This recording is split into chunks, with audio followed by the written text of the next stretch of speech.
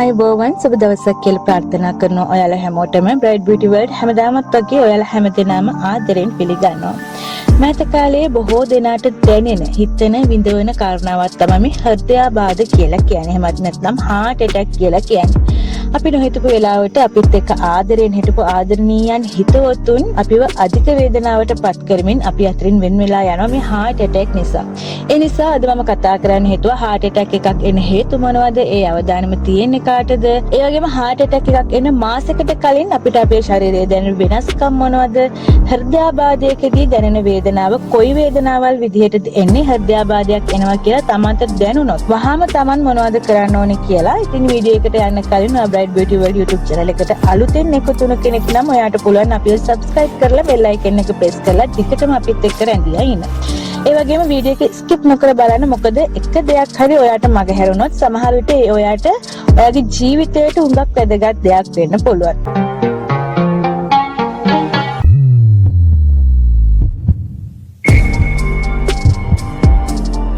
අපි ඉස්සර වෙලාම කතා කරමු මොකක්ද මේ හෘදයාබාධයක් කියන්නේ කියලා. හදවතේ නිසියාකාර ක්‍රියාකාරීත්වයට ශක්තිය දෙන්නේ රුධිරය.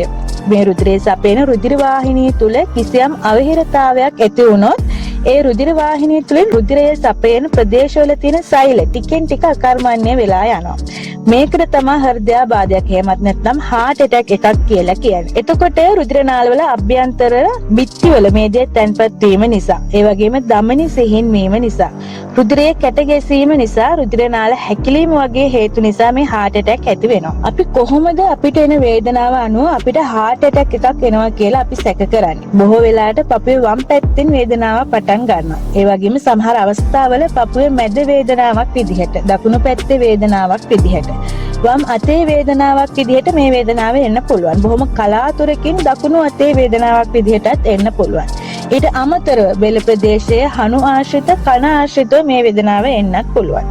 සමහර අයගේ පිට රිදෙන්න පුළුවන්. සමහර වෙලාවට උදරයේ උඩ ප්‍රදේශයේ වේදනාවක් එන්න පුළුවන්. හුඟක් වෙලාවට වම් පැත්තෙන් එන මේ වේදනාව අතට, බෙල්ලට, පිටට, උදරයේ උඩ කොටසට පැතිරිලා යන්න පුළුවන්.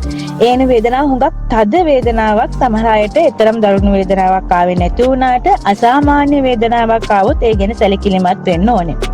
දියවැඩියාව තියෙන රෝගීන්ගේ දීර්ඝකාලීන දියවැඩියාව තිබීම නිසා ස්නායුවල සංවේදනවල වෙනස්කම් එක්ක කිසිම වේදනාවක් නොදෙනී heart attack එකක් එන්න පුළුවන්. ඒ වගේ අයට නිතරම මහන්සිය දැනෙනවා නම්, දාඩිය දානවා නම්, සමහර අයට කලන්තය හැදෙනවා නම් ඒ ගැන යාලා සැලකිලිමත් වෙන්න ඕනේ. සමහර විට මේ එන කැක්කුම සමග දාඩිය දාන්න පුළුවන්. වමන යන්න හෝ වමන යන්න ආසන්න වෙන්න පුළුවන්. මේ heart attack අවදානම තියෙන්නේ කාටද කියලා කතා කරොත්, පවුල් වල heart attack හැදෙන ප්‍රවණතාවය වැඩි නම් ඒ අයට, ඒ වගේම පිරිමි පුද්ගලයන්ට, වයසට යෑමත් එක්ක, ඒ වගේම කොලෙස්ටරෝල් තියෙන අයට, අධිරුධිර පීඩනය තියෙන අයට, දියවැඩියාව තියෙන අයට, ඒටත් අමතරව ව්‍යායාම මදි පුද්ගලයන්ට, තෙල්, ලුණු, සීනි අධික ආහාර වගේම සැකසු ආහාර වැඩි වශයෙන් ගන්න පුද්ගලයන්ට, තරබාරු පුද්ගලයන්ට, දුම්පානය, මත්පැන් පානය භාවිතා කරන පුද්ගලයන්ට මේ heart attack හැදෙන ප්‍රවණතාවය වැඩි. දැන් අපි බලමු මේ heart attack එකක් එන්න මාසයකට වගේ කලින් කොහොමද අපිට heart attack එකක් එනවා කියලා අපි දැනගන්නේ. සාමාන්‍යයෙන් heart attack එකක් එන්න මාසයකට වගේ කලින් ඔයා කිසිම වැඩක් නොකරත් සීතල දාඩියක් වගේ දානවා නම් ඒ ගැන ඔයා සැලකිලිමත් වෙන්න ඕනේ. රුධිර නාල අවහිර වීම නිසා රුධිරය පොම්ප කිරීමට, හදවතට වැඩි ශක්තියක් එදීමට සිදුවීම නිසා මේ විදිහට දහඩිය දමන්න පුළුවන්. ඒ වගේම කාන්තාවන්ට රාත්‍රී කාලයේදී නිින්දෙන් දහඩිය දමනවා නම් ඒකත් heart attack එකක පූර්ව ලක්ෂණයක් වෙන්න පුළුවන් කියලා වෛද්‍යවරු පවසනවා. ඊළඟට හුඟ කාලයක් තිස්සේ පපුවේ අමාරුවක් තියෙනවා නම්, පපුවේ හිරවීමක් වගේ තියෙනවා නම් ඔයා වෛද්‍යවරයෙකු මුණ ගැහෙන්න ඕනේ. ඒ වගේම නිතරම දාඩිය දානවා නම්, ශරීරය දුර්වල වෙලා වගේ දැනෙනවා නම් ඔයා සැලකිලිමත් වෙන්න ඕනේ. ඉන්ෆ්ලුවෙන්සා, උණ රෝග වගේ රෝග ලක්ෂණ, ඒ වගේම දවස් 2-10ත් අතර උණ, හතිය, පපුවේ කැක්කුම වගේ ලක්ෂණ ඇති වෙනවා නම් ඔයා වෛද්‍යවරයෙකු මුණ ගැසිය යුතුයි. ඒ වගේම හුස්ම ගැනීමේ අපහසුතාවය, හුස්ම කෙටිවීමක් වගේ තියෙනවා නම් ඔයා සැලකිලිමත් වෙන්න ඕනේ.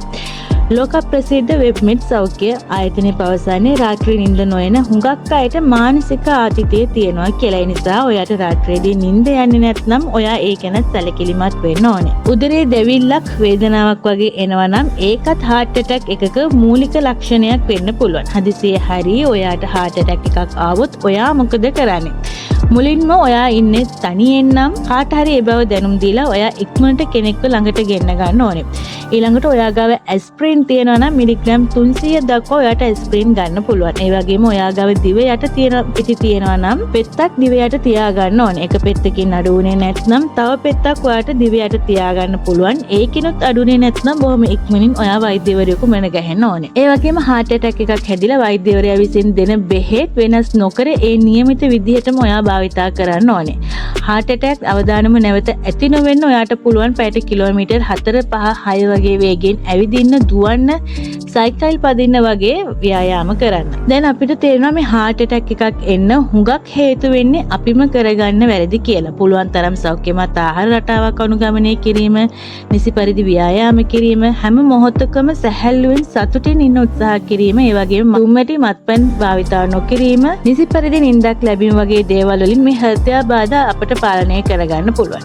ඒ වගේම රටේින්ද කියන්නේ හෘද රෝග වලට, අධිරුධිර පීඩනයට, ආතිතයට හුඟක් හොඳ ආහාරයක්. ඉතින් ඔයාට පුළුවන් රටේදී දිනපතා ආහාරයට එකතු කරගන්න. ඉතින් ඒක හුඟක් ඔයාට වටිනවා. ඉතින් මම අද හිතනවා ඔයා මේ හෘදයාබාධ ගැන වැදගත් දේවල් දැනගත්තා කියලා. ඔයාට පුළුවන් මේ ගැන අදහස් කමෙන්ට් කරන්න, වගේම මේ වීඩියෝකට කැමති නම් ලයික් කරන්නත්, ඔයාගේ හිතතුන් අතර ෂෙයා කරන්න. අලුත් වීඩියෝ එකකින් මුණ ගැහෙනකම් මම ගිහින් එන්නම්. මම අයමි විජේසුන්දර.